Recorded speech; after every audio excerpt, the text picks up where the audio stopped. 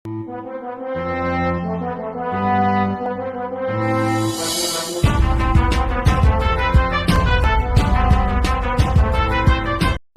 की स्टार्टिंग में हम देखते हैं एवल कहता है अपनी आंखों को मत छिपाओ, मैं तुम्हारी आंखों एक पर्पस दूंगा। बेसी तुम काम के हो, आओ मेरे साथ मेरे खिलौने बनकर। ऐसा कहने के बाद एवल वहाँ से जाने लगता है। वैसे ये सोचने के बाद कहता है लॉर्ड एवल्स मैं आपके पास आ रहा हूँ। मैश की पार्टी यहाँ पे काफ़ी खुश होती है। जब भी मैश कहता है दोस्तों मुझे वॉशरूम आ रहा है तो क्या मैं जा सकता हूँ। मैश वहाँ से जाने लगता है। लव से देखते हुए कहती है इसने कब से कंट्रोल कर रखा होगा। इस तरफ फिन कहता है चलो सब कुछ खत्म तो हो गया ना, अब जो स्टूडेंट्स पपिट बन चुके थे वो भी नॉर्मल हो चुके हैं मैश के कारण। गॉड कहता है हाँ तुम बिल्कुल सही कह रहे हो। जब भी वहाँ पे इनोसेंट जीरो आ जाता है जो आगे की साइड बढ़ रहा होता है। डॉट कहता है लेमन क्या मैं तुम्हें हैंडसम लगता हूँ। लेमन कहती है नहीं मुझे तो लेमन से हैंडसम लगता है।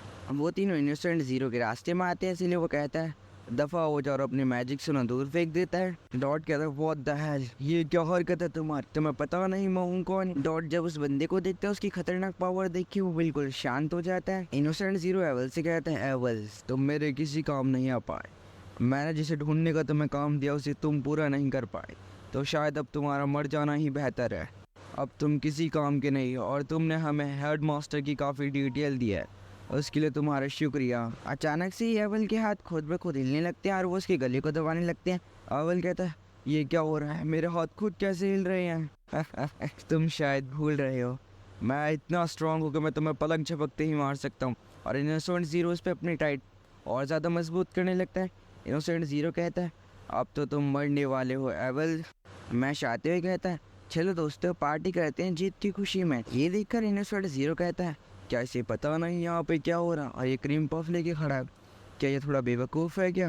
डॉट कहता है मैश प्लीज़ शांत रहो, यहाँ पे बहुत ही बुरा होने वाला है। फिन कहता है हाँ मैश प्लीज़ अभी के लिए चुप हो जाओ, हम क्रीम पफ बाद में खाएंगे। एक मक्खी मैश के पास जा रही होती है।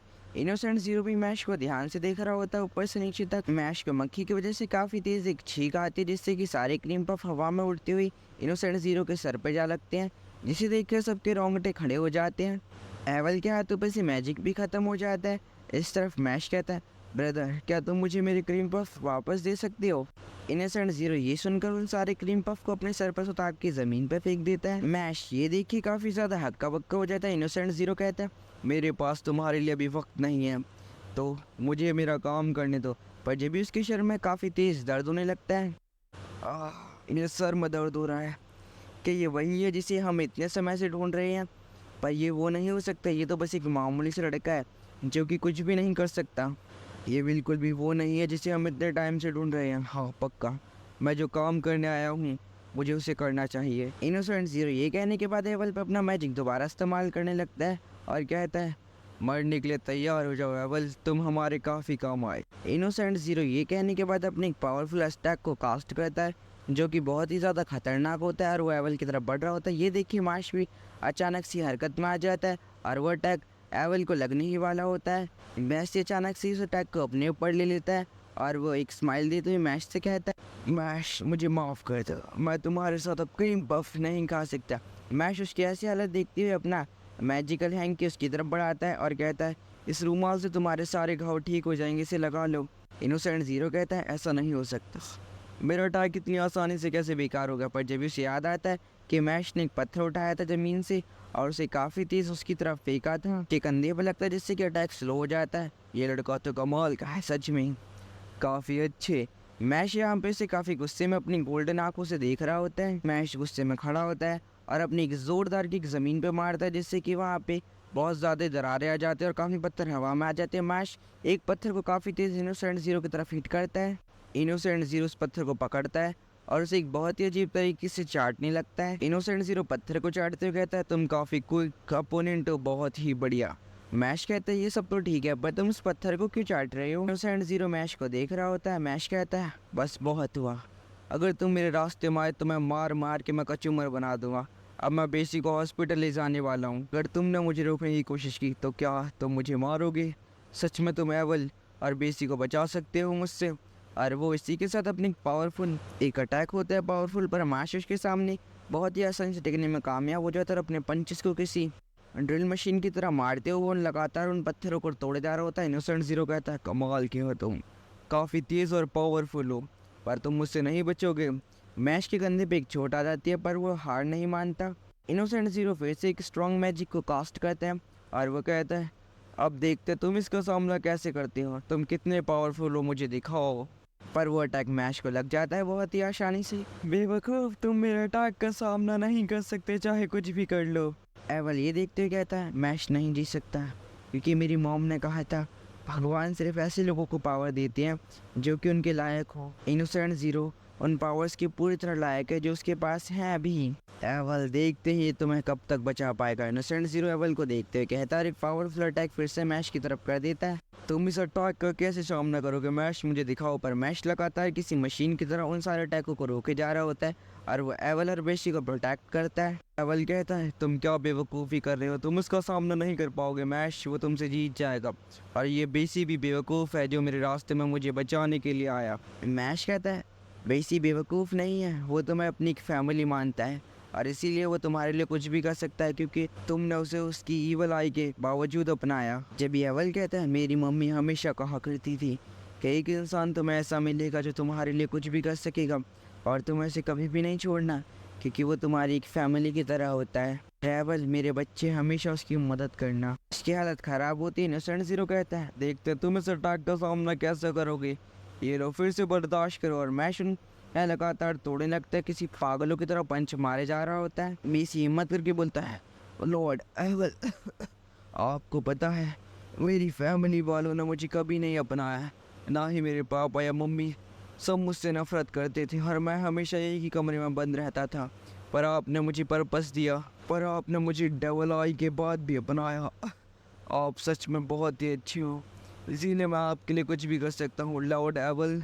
आप मेरे एक परिवार की तरह हो, बस मेरे लिए। इनोसेंट ज़ीरो लगातार मैश पे अपने पावरफुल अटैक किए जा रहा होता है और मैश भी लगातार उन अटैकों को बर्बाद किए जा रहा होता है अपने पंचेस की पावर की मदद से। बहुत ही बढ़िया, सच में तुम एक काबिल अपोनेंट हो। डॉट उसकी ये बात सुन के कहता है, मैश उसका सामना नहीं कर सकता, वो बहुत ही पावरफुल है, हमें कोई ऐसा रास्ता ढूंढना होगा जिससे कि हम मैश की मदद कर सकें।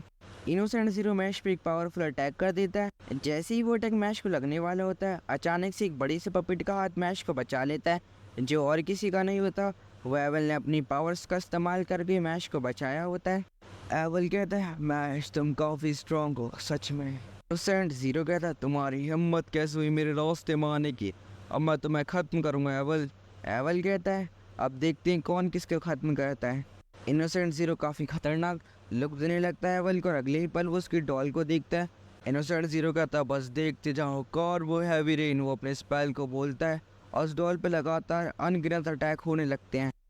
पपेट का सर टूट कर नीचे गिर जाता है इनोसेंट ज़ीरो के पास और जब भी उसके अंदर से मैश निकलता कहता है, हाय, क्या तुम इसे संभाल सकते हो। और एक ज़ोरदार पंच वो इनोसेंट ज़ीरो के मुंह पे मारता है। इनोसेंट ज़ीरो कहता है मैश से, बहुत ही बढ़िया, तुम पहले हो जिसने मेरे इस कवच को तोड़ा है, मैं तुमसे काफ़ी ज़्यादा खुश हूँ। अब वैसे तुम्हारा मैजिक काफ़ी अच्छा है, क्या तुम मुझे अपने मैजिक का नाम बताओगे। मैश कहता है, क्या कहा, मेरा मैजिक, मेरे मैजिक का नाम पावर है। तो क्या तुम मेरे साथ मजाक कर रहे हो, ऐसा कोई मैजिक इस दुनिया में है ही नहीं। पर कोई बात नहीं, तुम मुझे कुछ नहीं बताना चाहते ये भी चलेगा। पर जब भी वो एक मिरर निकालता है कहता है, तुम्हें पता है यह हर अटैक को रिफ्लेक्ट कर सकता है। डॉट कहता है, अगर ऐसा हुआ तो ये बहुत ही ज़्यादा मुश्किल होगा, क्योंकि वो मिरर हर अटैक को रिफ्लेक्ट कर सकता है जो भी मैजिकल अटैक है, तो मैश की पावर डायरेक्ट उसी को नुकसान पहुंचाएगी और ये बहुत ही बुरा है, हमें इसके खिलाफ कोई और रास्ता ढूंढना होगा इसे तोड़ने के लिए। इनोसेंट ज़ीरो कहता है, अपना मैजिक यूज़ करो, दिखाओ तुम क्या कर सकते हो। डॉट कहता है, नहीं मैश, अगर तुम ऐसा करोगे तो तुम उसके जाल में फंस जाओगे, रुक जाओ, अपना मैजिक इस्तेमाल मत करो, अब दिखाओ तुम किस तरह का मैजिक इस्तेमाल करते हो। मैश जब एक ज़ोरदार किक मारता है जिससे कि वो मिरर और उसका चेहरा दोनों टूट जाता है। सभी को एहसास होता है कि मैश अभी तक मैजिक का इस्तेमाल कर ही नहीं रहा था, वो बल्कि अपनी फिजिकल स्ट्रेंथ का इस्तेमाल करके हर काम कर रहा था। इसे देखने के बाद उसके तीनों दोस्त काफ़ी हैरान होते हैं। एवल कहता है, क्या सच में वो अभी तक अपने मैजिक का इस्तेमाल नहीं कर रहा था। डॉट कहता है, मैश सच में कमाल का है, उसके पास कमाल की स्ट्रेंथ है। इनोसेंट ज़ीरो कहता है, नहीं, ये वो नहीं हो सकता, इसने भी मुझे छुआ है, ये निशान शायद कोई वहम है, ये नहीं हकीकत है तो ये वही है जिसे मैं इतने समय से ढूंढ रहा हूँ। आखिरकार तो मुझे मिल ही गई। और वो अपने ऑटो को अपनी जीप से चाटता है। हम जल्दी ही दोबारा मिलेंगे। और अचानक से ही स्पेस में काफ़ी क्रैक होते हैं जिससे कि एक पोर्टल खुल जाता है।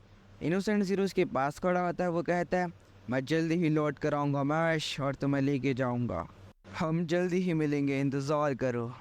वो समय जल्दी ही आएगा और मैं तुम्हारा शिकार करूँगा। और मेरा नाम सेल्वार है। सेल्वार पोर्टल के अंदर जाने से पहले मैश को एक स्माइल देता है जो बहुत छोटी होती है। मैश कहता है चलो ये गया तो सही यहाँ से, अब मुझे यहाँ से बेसी को हॉस्पिटल ले जाना होगा, उसकी हालत काफ़ी ख़राब है। अव्वल कहता है मैश तुम्हें कोई ज़रूरत नहीं है, बेसी अब मेरी जिम्मेदारी है, उसे मैं हॉस्पिटल लेके जा रहा हूँ। और तुम्हारा शुक्रिया ये रुमाल देने के लिए। बेसी कहता है सॉरी दोस्त, मैं अभी तुम्हारे साथ क्रीम पफ नहीं खा पाऊँगा, पर अगली बार ज़रूर खाएंगे हम क्रीम पफ। मैश कहता है मुझे इंतज़ार रहेगा। एवल वहाँ से बेसी को लेके जाने लगता है और वो एवल जाते हुए कहता है मैश तुम्हारा शुक्रिया मुझे और बेसी को बचाने के लिए। मैश के सभी दोस्त कहते हैं मैश तुम मैजिक इस्तेमाल नहीं कर सकते, तो तुम इतने टाइम से मैजिक इस्तेमाल नहीं कर रहे थे। डॉट कहता है तुमने मैश हमें ये पहले क्यों नहीं बताया। मैश कहता है क्या मैं तो मैजिक इस्तेमाल कर सकता हूँ, क्या तुम लोगों को दिखाना ही है अभी। डॉट कहता है मैश ये कहते हुए काँप क्यों रहा है, तो सच में ये मैजिक इस्तेमाल नहीं कर सकता, पर हमें इस बात को बिल्कुल सीक्रेट रखना होगा, किसी को नहीं बताना होगा। मैश कहता है शुक्रिया दोस्तों। स्टूडेंट कहता है मैंने सब कुछ देखा, ये मैजिक इस्तेमाल नहीं करेगा, मैं रिपोर्ट करूँगा हेड मास्टर पर। इसे सुन के मैश के दोस्त काफ़ी हैरान हो जाते हैं। मैश ये सुन के कहता है आखिरकार वो टाइम आ ही गया, ये कभी ना कभी तो होना ही था। मैश इसलिए अपना क्लीन फॉर्म निकालता है और उसे आराम से खाने लगता है। अगली सीन में हम देखते हैं पल पल आसमान को चीरते हुए एक बहुत ही बड़ा महल उसमें खड़ा होता है। उसमें सेल्वार किसी इंसान के सामने झुकते हुए से कहता है पापा हमने उस इंसान का पता लगा लिया जिसे हम इतने समय से ढूंढ रहे थे। इसे सुनकर वो इंसान कहता है बहुत ही बढ़िया सेल्वार, तुमने कर दिखाया, तुम एक काबिल इंसान हो और मैं अपनी एक इच्छा पूरी कर पाऊँगा जल्दी ही। जाओ और उसे मेरे पास लेके आओ। और उसकी खून सी लाल आंखें सेल्वार को ही देखे जा रही थीं जो काफ़ी डरावना था। ये सीज़न यहीं पे ख़त्म होता है। अब अगला सीज़न 2024 में आएगा और जब भी आएगा मैं ज़रूर एक्सप्लेन करूँगा।